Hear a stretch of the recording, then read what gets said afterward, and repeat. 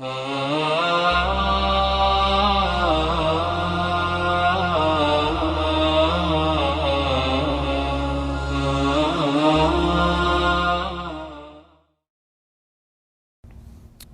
alaikum wa rahmatullah, Quran Weekly. This quick reminder is in regards to a popular question, what Islam has to say about converting others to Islam. I'd like to put this into perspective by reminding you that the Quranic term, the fundamental term that keeps coming up, even as a base core definition of the Quran, is the term dhikr, tadhkira, dhikra, a reminder. And Islamic theology essentially looks at the human being as a creation that was given the innate knowledge of the existence and the rights of his or her creator. So we were born with this innate knowledge. And over time we forget, we get indulged into things in life and we kind of forget the purpose for which we were created. And at the end of it all, messengers are sent to remind us what we have forgotten about our own selves. So in a sense, it's bringing us to what we are supposed to be, what we were supposed to have known all along. And so messengers, their fundamental role is to remind people. The messenger himself, sallallahu alaihi wasallam, the final messenger, Muhammad, when he was delivering his message, there were people that found his message appealing, that were immediately attracted to it and listened to it and were willing to sacrifice pretty much all of the norms of their life to now accept this message, because it wasn't an easy thing to do. At the same time, there were people who first didn't think much of that message, didn't pay much attention. There were those who, from the very first time they heard it, they were completely averse to it, they couldn't stand it, and their aversion and their animosity only increased over time. And as the messenger constantly tried to get the message out and remind people, he saw very few results over the course of several years. So what should have been a large following was still really minuscule compared to what the population of the city, of the town was, compared to what his actual audience was. So it started seeming like he's not getting anywhere. And at this occasion, Allah tells him a very important reminder. He tells him, فَذَكِّرْ إِنَّمَا أَنْتَ مُذَكِّرْ. It's a very powerful statement in the Quran. Remind. He didn't even say remind them, فَذَكِّرْهُمْ. Just remind. In other words, by not even mentioning them in the statement, he says, then remind. You know what that does? It makes you unconcerned about what happens with them. That's not your job. Your job isn't to save anyone. They have responsibility for themselves. In another place, for example, before I finish this ayah, Allah says, وَقُلِ الْحَقُّ مِنْ رَبِّكُمْ فَمَنْ شَاءَ فَلْيُؤْمِنْ وَمَنْ شَاءَ فَلْيَكْفُرْ. Tell them the truth is from your master. Whoever wants, they can accept, they can believe. Whoever wants, they can disbelieve. It's your call. In the end, you have to make that decision. The job of a messenger is to remind. But since the messenger knows for a fact what is going to happen to these people if they don't take benefit of this reminder, what is ahead of them, he starts worrying about them. He starts becoming more and more desperate in trying to get, how can I convince you that what I'm trying to tell you is not for me, it's for you, it's for your good. And so obviously when people try to see someone trying to convince them constantly, over and over again, to try to sell them something, you know the first assumption a person has? The one trying to convince me of something has some ulterior motive, they have an agenda. It's something they want out of me. Why are they making this sale to me? Why are they making this pitch to me so badly? They're desperate to get, there's something behind it. This can't be about me, this has to be about them. So allegations came to messengers about them pursuing power, them wanting some kind of reward.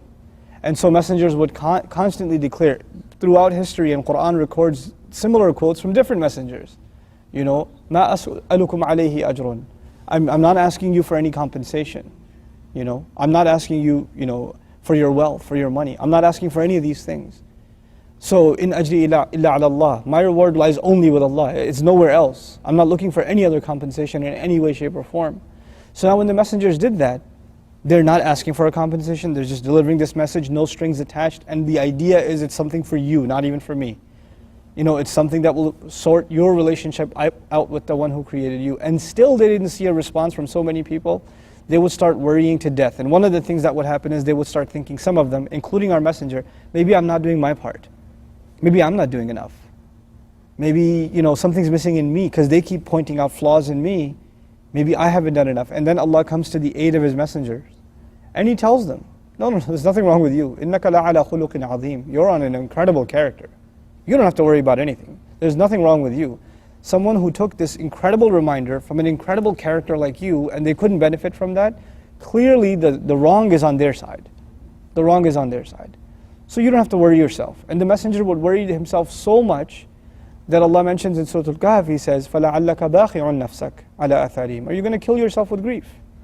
Are you going to really literally destroy yourself because of the consequences of their disbelief? إِلَّمْ يُؤْمِنُوا بِهَذَا الْحَدِيثِ أَسَفًا. If they don't believe in this speech out of grief for them, is that what you're going to do? So Allah basically tells them, don't worry about it. Here He says, فَذَكِّرْ. You just remind, tunnel vision. Your job is to remind, not to convert, not to see results, not to see people accept Islam and enter into the religion in folds. That's none of you. You have nothing to do with that stuff. In Ali Imran, the messenger got really upset at one point with the Quraysh. And the ayat came down, لَيْسَ عَلَيْكَ هُدَاهُمْ وَلَكِنَّ اللَّهَ يَهْدِي مَن يَشَاءُ. You're not responsible to guide them. Allah guides whoever He wants. These ayat came directly to the messenger ﷺ. It's not your job, literally, to convert them, to guide them. Allah guides whoever He wants. Your job to remind. لَسْتَ عَلَيْهِمْ بِمُسَيْطِرٍ in this ayah. He says, فَذَكِّرْ, just remind. إِنَّمَا أَنْتَ مُذَكِّرْ. You are nothing but a means to deliver reminder over and over again. The word mudhakkir means someone who reminds continually. Just keep on reminding, keep on reminding, keep on reminding. That is your job as a messenger. Keep on reminding people what their purpose in life is. لَسْتَ عَلَيْهِمْ بِمُسَيْطِرٍ. You are not in any way, shape or form an authority, a controller over them. You're not there to watch over them. That's not your job. And that's the exact attitude Muslims take as an inspiration from the Messenger himself, sallallahu alaihi wasallam. That's the Muslim position on da'wah. When we give someone da'wah, our job is to do justice to what Allah commanded His Messenger to do, remind. Do justice to the act of reminding. Do your best to try to remind someone. That's it. What happens after that? You should be sincere, you should be worried, but know that you're not in an authority to do anything. And if our reminders are sincere, who knows, maybe it takes a year or 10 years, but a person might come around just because our reminder was sincere. My teacher used to tell me, when you make da'wah or you give speeches or teach even a word to anybody, it's not your words that teach anyone. Your words have no effect. They fall on somebody's ears, but their passage from their ears into their minds and to understanding and into their hearts and into their action, those doors are locked. And the only one who can say kun and open those doors and have that one word effect is Allah. So it could be the case where someone's given a speech to 1,000 people, right? And there's a massive audience listening to this one person speak. And Allah decides this in that 2-hour speech or in that 10-year sermon or decades of sermons, centuries of sermons by Nuh alayhi salam, there's going to be this one word He says that one day that's going to just make its way through into somebody's heart. That's by Allah's kun. That's it. That one day. That it happened. That's not you. That's not Nuh alayhi salam. That's not Rasulullah sallallahu alayhi wasallam. That's Allah opening a door. That's it. So Allah called, in a dua we say, Ya muqallib al-qulub, or the one who turns the hearts, as we say about Allah. So our job is not to convince. Debates are futile. Even, we've reduced Islam into debates, proving, Quran is the word of Allah, or proving that Islam is true, etc., and just knocking heads. A lot of times people that debate, they're really bad at sports. And so they find entertainment in debate. And we end up giving them exactly what they want, just to boost on their ego. They're not debating you because they're looking for purpose in life. They're just debating you because they get high off of it. That's a high for them, to make you feel stupid and to just constantly point at criticism after criticism. And you're juggling through going through all these different hoops to try to answer this and that and the other, And yet look at what the messenger is being told. Let them make their accusations. They didn't come with one accusation. They said he's insane. Okay. Nowadays Orientals will say he has schizophrenia. That's why the ayats are so sporadic. What's so different? It's the same thing. Then they said, he just wants leadership in our town. And now they said he had political motives. There's a PhD paper written about the political motives of Muhammad, right? So, how is it any different? It's the same thing. But through all of this, instead of busying himself convincing people, no, I'm not insane. No, I'm not after your money. No, this is not my agenda. That's not my agenda. You just keep on reminding. And actually, it's Allah who came to the aid of His Messenger. He told the Messenger himself, مَا أَنْتَ بِنِعْمَةِ رَبِّكَ بِمَجْنُونَ. You're not insane at all. It doesn't matter what the entire world says, I'm telling you, Allah is telling you, you're not insane, now you don't have to worry about what they say.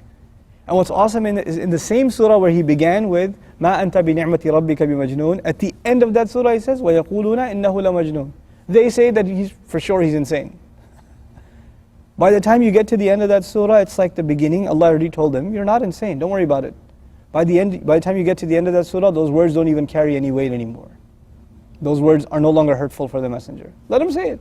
You already know you're not. You've already been told by Allah you're not. You know? So that's our attitude towards converting others. Our job is not to convert anyone. Our job is to deliver a message and do justice to delivering it the way the messenger delivered it. I'll just say one last thing about delivering the message of Islam, because I think we take a very shallow, simplistic kind of look at this issue of how to deliver the message of Islam.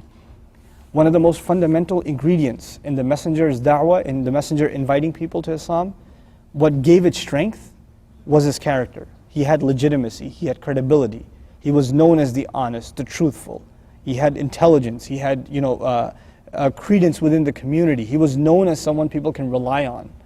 If you don't have those things, if you don't have those qualities as a person or as a community, if you don't have those qualities, then you're not in a position to speak about high ideals.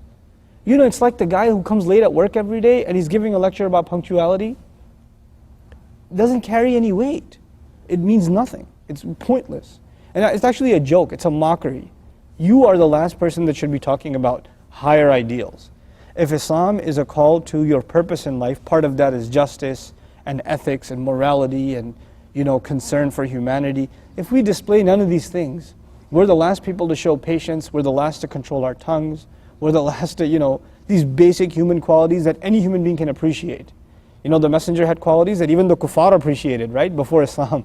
Before any teachings came that you have to be this way or that way, he had universally good qualities. These are qualities that you don't have to be Muslim to appreciate. If we don't have those qualities, forget da'wah. What da'wah are you making? You don't possess the basic ingredients to be able to deliver this message.